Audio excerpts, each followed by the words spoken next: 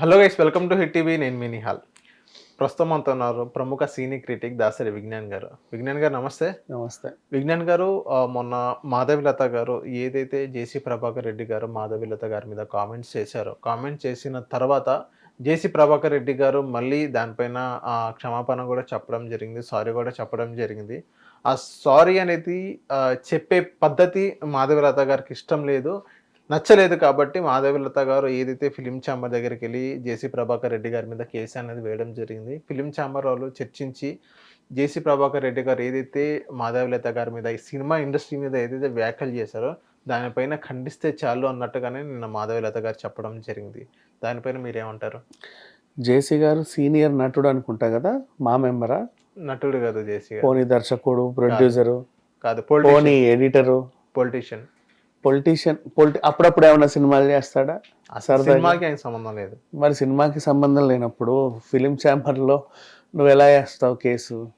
అంటే మహిళా commission case కూడా వేశారు. ఏదైతే జేసీ ప్రభాకర్ రెడ్డి గారు ఫిలిం ఇండస్ట్రీ సంబంధించి మాట్లాడారో, ఆడపిల్లలు పొట్టి బట్టలు వేసుకుంటారు, ఫిలిం ఇండస్ట్రీలో ఉన్న ఆడవాళ్ళని గుర్తించి అయితే ఆయన నాకు తెలిసి ఏమీ అనలా. సినిమా ఇండస్ట్రీలో ఆడవాళ్ళందరూ ఇట్టా ఉంటారు, సినిమా ఇండస్ట్రీలో ఆడవాళ్ళందరూ ఇది ఇంకేదో నన్నోడితో అనకూడదు ఇలాంటి మాటలైతే జేసీ గారు అనలేదు నాకు తెలిసినంత వరకు. అంతేగా మరి ఇంకా దాని మీద ఇప్పుడు కేసు ఎందుకు అవుతుంది?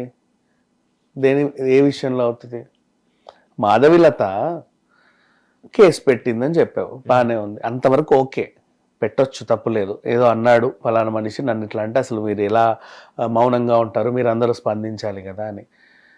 ఆయన ఇండస్ట్రీలో ఉన్న మహిళల గురించి ఎప్పుడూ ఏమీ అలా నాకు తెలిసినంత వరకు. మరి కేసు ఎలా వేస్తారు అని. మాధవిలత గారు కూడా అన్నారు, ఇండస్ట్రీ సంబంధించిన వ్యక్తే కదా మాధవిలత గారు. ఈవిడ ఇండస్ట్రీ సంబంధించిన వ్యక్తే, కరెక్టే. నువ్వు రోడ్డెక్కి ఎవరిని పడితే వాళ్ళని ఏది పడితే అది అని వాళ్ళ చేత అందరి చేత తిట్టించుకొని నువ్వు ఎక్కడైతే ఉన్నావో నీ యూనియన్ లో కంప్లైంట్ ఇస్తే ఎట్ట చెల్లుద్ది అని. ఓకే, అది కదా మెయిన్ ఇంపార్టెంట్. ఇండస్ట్రీ అనే పదం వాడారు, అందుకని ఇక్కడ కంప్లైంట్ ఇచ్చారని అంటున్నారు మాధవి గారు. ఓకే, ఇండస్ట్రీ అనే పేరుని ఆయన నోట వాడేలా నువ్వెందుకు చేసావు? అంటే చాలా సింపుల్ గా నువ్వు వాళ్ళ రోడ్డు మీద వెళ్తుంటే ఏ ఇండస్ట్రీ అమ్మాయి మీరందరూ ఇట్లాగే అని అన్నాడా చేసి?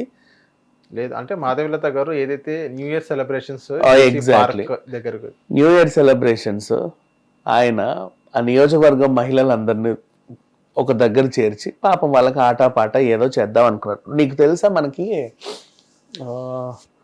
నేను చేసా ఒక ఈవెంట్, దాండియా ఈవెంట్, అది న్యూ ఇయర్ కాదు. ఇప్పుడు నేను ఇక్కడ సంధ్యా కన్వెన్షన్లో ఒకసారి దాండియా ఈవెంట్ చేశాను, రేవంత్ రెడ్డి గారి చేత ఓపెనింగ్ ప్లాన్ చేసిన ఈవెంట్ అది 2017 ఐ గెస్. ఓ పక్క ఓన్లీ మహిళలకే, అందరూ కాదు. ఓ పక్క ఇది చిన్న చిన్న స్టాల్స్ వాళ్ళు ఎగ్జిబిషన్స్ చేస్తారు, ఇంకో పక్క దాండి ఆడతారు, ఇంకో పక్క స్టేజ్ మీద ఆటలు పాటలు ఏవేవో ఉంటాయి. అంటే ఓ టైప్ ఆఫ్ ఇంకో పక్క ఫుడ్.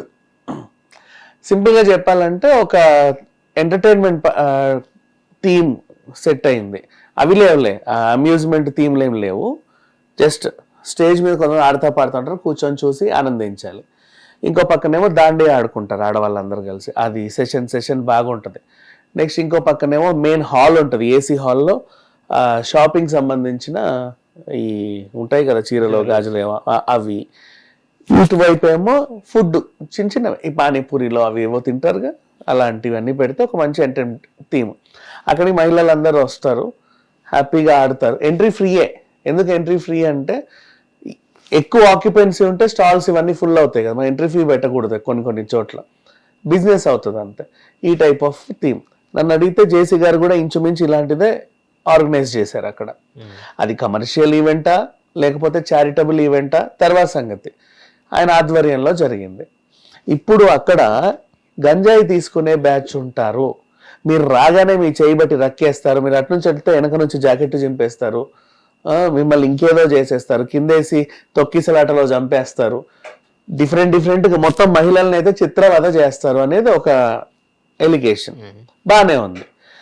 అక్కడ ఏదో అయితే అది లా అండ్ ఆర్డర్ సంబంధించింది కదా, నువ్వు ఉత్తమ మహిళవి, భారతీయ మహిళవి అనుకుంటే బీజేపీ పార్టీలో ఏ పార్టీలోనో జావని మహిళవి అనుకుంటే ఏం చేయాలి? సాటి మహిళకి ఏదో జరుగుతుంది కాబట్టి పోలీసు వాళ్ళకి కంప్లైంట్ ఇచ్చి ఏమండి నేను ఒక ఉత్తమ మహిళని, స్టార్ మహిళని, నాలాంటి మహిళలందరికీ అక్కడ ఏదో జరుగుతుంది, ఒక చిల్లర చిచ్చోర గ్యాంగ్ అంతా గంజాయి ఇంత కుప్పలు వేసుకొని గుప్పు మండు అదే పనిగా పిలుస్తా అక్కడ ఉన్నారు. ఆడవాళ్ళు వచ్చి రాగానే ఏ ఆడదానా వచ్చావా అని చెప్పేసి వాళ్ళని ఏదో అంటారు. ఇది చాలా మనం ఇట్లాంటివన్నీ వ్యతిరేకించాలి, మీరు వెంటనే వెళ్ళి వాళ్ళని అరెస్ట్ చేయండి అని చెబితే చాలా బాగుంటది. లేదు అంటే నీకు తెలిసిన అంశం అయితే, లేదు నువ్వే అక్కడికి వెళ్ళావు, ఆనందం తట్టుకోలేక వెళ్ళావు, షాపింగ్ గట్రా చేసావు, ఏదో ఫుడ్ పానీపూరి తిన్నావు, తిరిగి వచ్చేటప్పుడు ఏ పానీపూరి ఓడో లేదా స్టాల్ ఓడో గంజాయి పీల్చుకుంటా నిన్ను ఏ మాధవి అని చెప్పేసి నిన్నేదో అన్నాడు అనుకో, నాకు జరిగింది ఇలాగా, నాకు జరిగిందే ఇంకెవరికి జరగొద్దని చెప్పేసి నేను చెప్తున్నాను అని నువ్వు చెప్పినా బాగుండేది. ఇక్కడ నీకేమీ జరగలేదు, నీకు తెలిసి కూడా ఏమీ జరగలేదు, జస్ట్ ఊహాత్మకంగా నువ్వేదో ఊహించావు అంతే. నువ్వు ఊహించినప్పుడు నువ్వు ఎక్కడ చచ్చావో తెలుసా? బెంగళూరులో ఉన్నావు. ఈ ఇన్సిడెంట్ వచ్చేసి తాడిపత్రి, అవునా? ఆ టైంలో బెంగళూరులో ఏం జరిగిందో తెలుసా నీకు? న్యూ ఇయర్ టైంలో చాలా నువ్వు అనుకున్నవన్నీ అక్కడ జరిగాయి. యాక్చువల్గా చెప్పాలంటే నీ చుట్టుపక్కల నువ్వు నిజంగా ఉత్తమ మహిళ, స్టార్ మహిళ అనుకుంటే అక్కడికి వెళ్ళి, అఫ్ కోర్స్ నీ ప్లేస్ కాదులే, అయినా సరే నువ్వు ఒక భారత స్త్రీవి కాబట్టి నీ నేషనాలిటీకి నువ్వు ఏదో ఉద్ధరించాలనుకొని అక్కడికి వెళ్ళి ఏదైనా చేయొచ్చు, లేదా అక్కడ జరుగుతుందని ఇంకేమని చెప్పొచ్చు. నీ చుట్టుపక్కల ఏవేవో జరుగుతున్నాయి, ఇవన్నీ వదిలేసి ఎక్కడో ఇట్లా మైక్రోస్కోప్ పెట్టి ఇట్లా చూస్తే తాడిపత్రి కనబడింది నీకు గూగుల్ మ్యాప్ లో. అక్కడే ఏదో ఇన్సిడెంట్, ఆ ఇన్సిడెంట్ కూడా ఎక్కడ జరగాలి? ఖచ్చితంగా నువ్వు ఎక్కడ నీ పిన్ ఉంది? జేసీ గారి పార్క్ లో ఉంది. అక్కడేమో మంచి మహిళలు ఉన్నారు, వాళ్ళందరినీ ఉద్దేశించి నువ్వు అన్నావు. ఇప్పుడు ఆ మహిళలందరూ నీ మీద కేసు పెట్టొచ్చు. మా ఆత్మగౌరవం దెబ్బతినిందండి, ఎందుకంటే మా పెద్దాయన్ని నమ్మి మేము ఇక్కడికి వచ్చాము, మేము ఎప్పుడు బయటికి రాము. ఎందుకు బయటికి రారు అంటే నిజంగా ఎక్కువ మంది వీళ్ళు ఉంటారు, మన ముస్లిం అమ్మాయిలు వీళ్ళు ఉంటారు, అంటే బయట తిరగరు. పాపం వాళ్ళని ఎంటర్టైన్ చేయడానికి ఎప్పుడో ఒక సందర్భం ఉండాలి. వాట్ ఎవర్, న్యూ ఇయర్ కావచ్చు, లేకపోతే ఇంకేమైనా పండుగ కావచ్చు, ఒక సందర్భం కావాలి. సో ఆయన ఏదో ఆర్గనైజ్ చేశాడు. పోనీ జేసీ గారి బర్త్డే సందర్భంగానే అనుకోవచ్చు, ఏదో ఒకటి. నా నియోజకవర్గం మహిళలకి పాపం వీళ్ళు బయట తిరగరు, ఎంటర్టైన్మెంట్ గట్రా ఉండదు, ఓ రోజు వస్తే చక్కగా హ్యాపీగా తిరుగుతారు. నా కూతురు లాంటి వాళ్ళు, నా తల్లులు లాంటి వాళ్ళు, చెల్లెలు లాంటి వాళ్ళు ఆయన పిలుచుకున్నాడు. నువ్వేం చేసావు? ఆ పెద్ద ఆయన దగ్గర గంజాయి బ్యాచ్ ఉంటది, ఆ పెద్ద ఆయన కూడా గంజాయి గుప్పు అనుకుంటే మిమ్మల్ని ఇట్ట చూస్తాడు అన్నట్టు చెప్పావు. అంటే అక్కడ అలర్ట్ మెసేజ్ ఇచ్చారు అన్నట్టుగానే చెప్తున్నారు మాధురి గారు. ఏ మెసేజ్ ఇచ్చారు? Alert message. ఎలాంటి అలర్ట్? అంటే అక్కడ నైట్ ఇంటికి వెళ్ళేటప్పుడు జాగ్రత్త అని మాత్రమే చెప్పినట్టు చెప్పారు.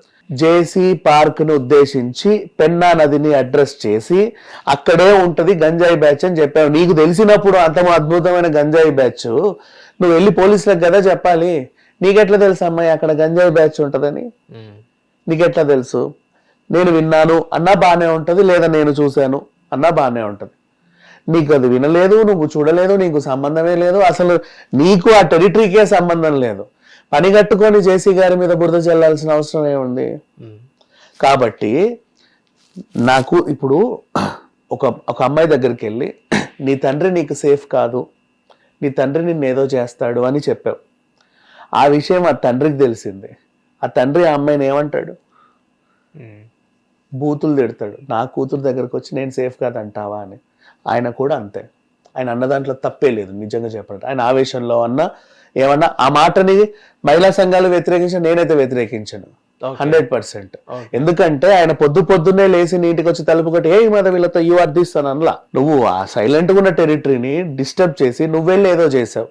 నువ్వు రోడ్డెక్కి ఊరందరినీ గెలుక్కుంటూ అందరి చేత తిట్టించుకొని వాళ్ళందరూ నన్ను తిట్టారంటే నా వెనకాల ఇండస్ట్రీ ఉంది, మొత్తం నన్ను తిట్టారంటే ఇండస్ట్రీని తిట్టినట్టే.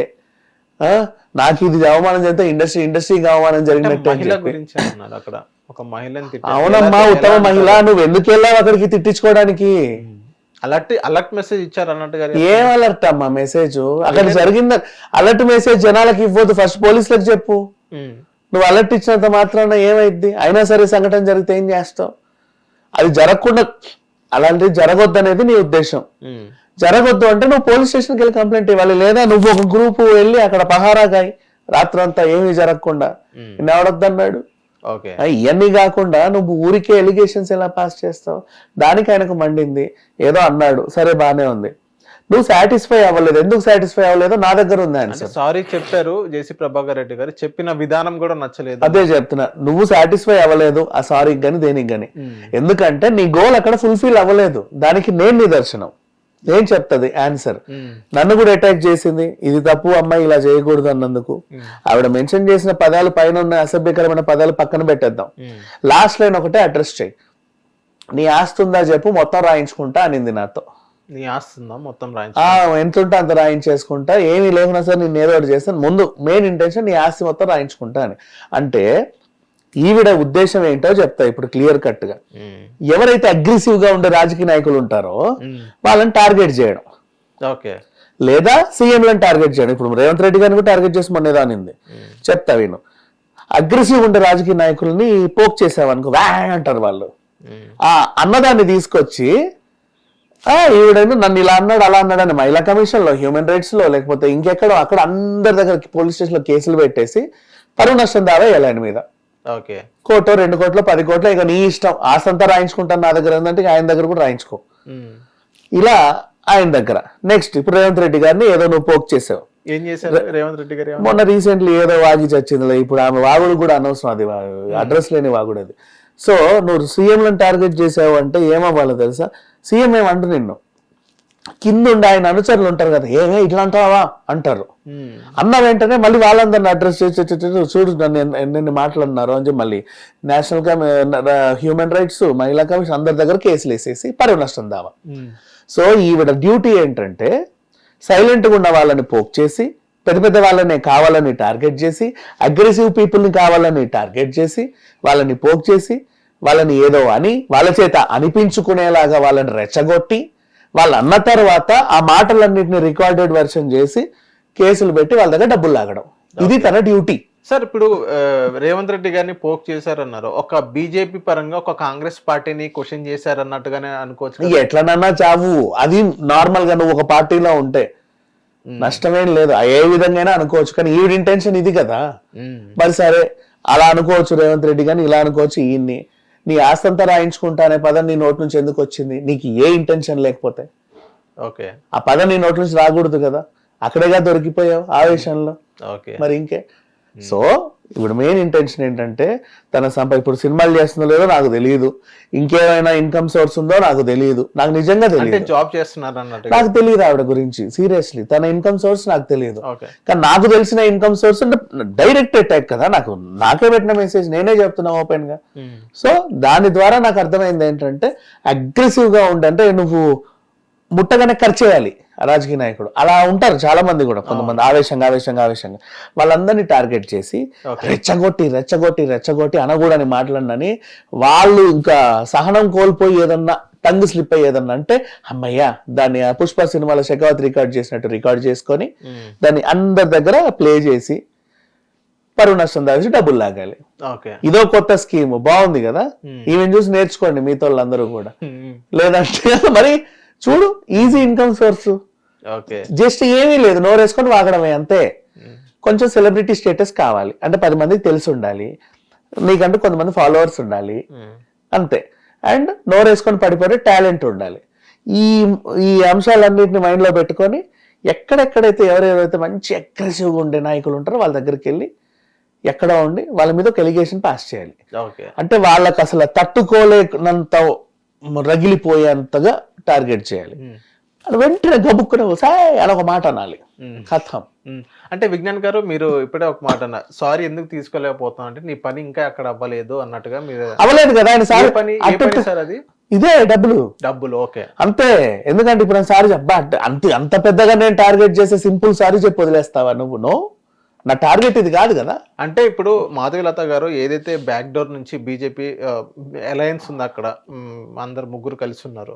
బీజేపీ నుంచి ఏదైనా ప్రెషర్ వచ్చి ఇప్పుడు కేసు అయ్యని పెట్టద్దు, మీరు కాంప్రమైజ్ సైలెంట్గా ఉన్నా అంటే ఉండమంటే మీరు ఉంటారా నేను క్వశ్చన్ చేయడం జరిగింది. నేను ఉండను, బీజేపీ వాళ్ళే నాకు సపోర్టివ్గా నించున్నారు, మీరు ఫైట్ చేయండి, మీ వెనక మేము ఉంటాం, మేము ఎటువంటి క్వశ్చన్ చేయము. సో ఈ సిచ్యువేషన్ని ఇప్పుడు పురంధేశ్వరి గారి దగ్గర నుంచి ఇప్పుడు మోడీ గారి దగ్గర కూడా తీసుకెళ్తాను అన్నట్టుగానే చెప్తున్నారు. ఐ మీన్ మోడీ గారి దగ్గరికి వెళ్ళాలన్నట్టుగానే వాళ్ళ ఇంటెన్షన్ ఉంది.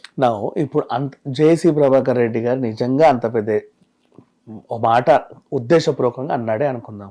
అక్కడ బీజేపీకి నాయకత్వం వహించేది ఒక మహిళ, పురంధేశ్వరి గారు. పైగా అలాంటి పదాలు కానీ అలాంటి మాటలు కానీ ఎప్పుడు వినకూడని, పలకని, తెలియని ఫ్యామిలీ నుంచి వచ్చింది ఆవిడ. బ్లడ్ అది. అవును. ఎన్టీ రామారావు గారి అమ్మాయి, నందమూరి. రైట్. డిసిప్లిన్కే పెట్టింది పేరు. ఆయన నిజంగా అలా మాట అన్నాడు అని ఆవిడ ఫీల్ అయితే అప్పుడే ఖండించేదిగా. ఆవిడ ఖండించలేంటే దాని అర్థం ఏంటి? ఆవిడకే అనిపించింది ఏంట్రా బాబు ఈ మహిళ ఇలా ఉంది అని. ఆవిడ వల్ల మన పార్టీ పరువు పోతుంది, స్పందిస్తే మన పార్టీ పరువు ఎక్కడ పోద్దో అని సైలెంట్ గా ఉన్నారు వీళ్ళంతా. ఓకే, అది సంగతి. అండ్ ఇప్పుడు బీజేపీ అంటున్నావు. బీజేపీలోకి నిన్ను అందరూ వచ్చేసి శాలువ కప్పి మీరుంటేనే మా పార్టీకి ఏదో అని ఎవరు పిలవాల. నీకు నువ్వు పూసుకున్నావు ఆ బీజేపీ రంగు, నిన్ను ఎవ్వడు పిలవాల. ఎందుకు పూసుకున్నావో తెలుసా? నేషనల్ వైజ్గా ఆ పార్టీ ఉంది కాబట్టి పూసేసుకున్నావు, ఇదేదో బాగుంది అని, అంతే. ఓకే, ఏమీ లేదు. అండ్ ఇంకోటి, ఈవిడ గురించి ఈ కాసింత సమయం మనం మాట్లాడుకోవడం కూడా దండగా ఇలాంటి వాళ్ళ గురించి. ఓకే, ఇంకెప్పుడు నాకు ఇట్లాంటి వాళ్ళ గురించి అడక్కు. ఓకే, నేను ఒక మహిళ గురించి అయినా మాట్లాడుతాను, ఒక మనిషి గురించి అయినా మాట్లాడతాను. ఇలాంటి వాళ్ళ గురించి నేను మాట్లాడను. హిట్ టీవీ యాప్, ఇందులో short news, live news, entertainment shows, movies, digital magazines తో పాటు మీ జిల్లా వార్తలను కూడా ఫ్రీగా చూడొచ్చు. అంతేకాదు కేజీ నుంచి పీజీ వరకు విద్యార్థులకు స్కాలర్షిప్ కూడా అందిస్తున్నాం. ప్రతి వారం 10 మందికి లక్కీ డ్రా ద్వారా ఒక్కొక్కరికి 10,000 రూపాయలు అందిస్తున్నాం. ఇంకెందుకు ఆలస్యం, వెంటనే హిట్ టీవీ యాప్ ని డౌన్లోడ్ చేసుకుని ఫ్రీగా ఎంటర్టైన్మెంట్ పొందండి. Hit TV app. Hit TV app. Please download hit TV app. Hit TV యాప్ని ఫ్రీగా డౌన్లోడ్ చేసుకొని ఎంజాయ్ చేయండి. మీకు నచ్చిన ఎంటర్టైన్మెంట్ కోసం హిట్ టీవీ యాప్ ని ఫ్రీగా డౌన్లోడ్ చేసుకుని ఎంజాయ్ చేయండి. హిట్ టీవీ యాప్ని డౌన్లోడ్ చేసుకుని ఆస్వాదించండి, ఆశీర్వదించండి. ఇంతమంది సెలబ్రిటీలు హిట్ టీవీ యాప్ ని డౌన్లోడ్ చేసుకోండి అని చెప్తున్నారంటే ఎంత మంచి యాప్ ఆలోచించండి. అమెరికా అమెరికా అమెరికా అమెరికాలో చదవాలనుకునే వాళ్ళకి విశ్వసనీయమైన పేరు మన శౌర్య కన్సల్టెన్సీ. UK లో 1 year masters. UK లో 1 year masters. 2 years work permit up to 5 years visa. Contact Saurya Consultancy. Contact 89851 89851.